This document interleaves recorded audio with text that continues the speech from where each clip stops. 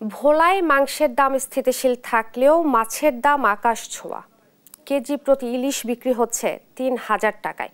এ নিয়ে আরো জানাতে সরাসরি যুক্ত হচ্ছেন সহকর্মী ছোটন সাহা। ছোটন, আপনি তো বাজারে রয়েছেন, দাম নিয়ে কি বলছেন ক্রেতা বিক্রেতারা, জানাবেন।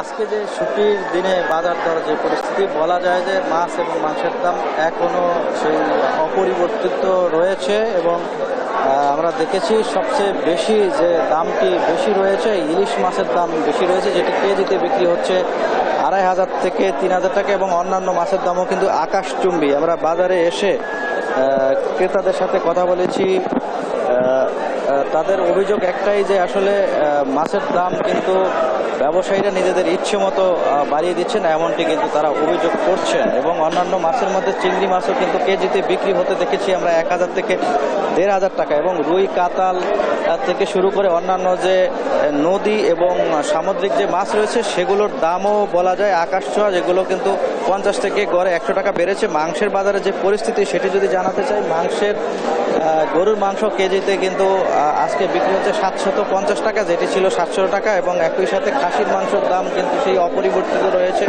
ঈদের পরপরই মনে করছিলেন ক্রেতারা যে মাছ মাংসের দাম কিছুটা হলেও নাগালের মধ্যে চলে আসবে, কিন্তু সেই আগের দামই রয়েছে, তবে বেড়েছে মাছের দামে। একই অবস্থা মুরগির বাজারের, দেশি মুরগি, পোলট্রি মুরগি এবং সোনালী যে মুরগি রয়েছে সেগুলোর দামও কিন্তু ২০ থেকে ৫০ টাকা হারে কিন্তু বেড়েছে, এমনটি কিন্তু আমরা দেখেছি। এবং যারা ক্রেতা রয়েছেন তাদের অভিযোগ একটাই এবং তাদের দাবি একটাই, তারা বলছিলেন যে নিয়মিত বাজার মনিটরিং না থাকার কারণে বাজারের এই অবস্থা বিরাজ করছে এবং ব্যবসায়ীরা নিজেদের ইচ্ছে মতো কিন্তু পণ্যগুলো বিক্রি করছেন, এমনটি বলা হয়েছে। যদিও জেলা প্রশাসন থেকে বলা হয়েছে নিত্য পণ্যের দরদাম নিয়ন্ত্রণে তারা বাজার মনিটরিং নিয়মিত করছেন, এমনটি তারা দাবি করেছেন।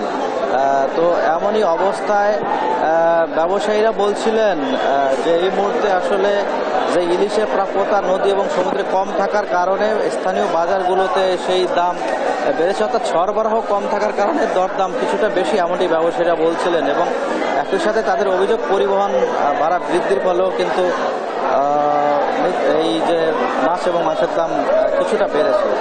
তো এ ছিল আমার কাছে ছুটির দিনে বাজার দর পরিস্থিতি নিয়ে সর্বশেষ তথ্য। ইশরাত।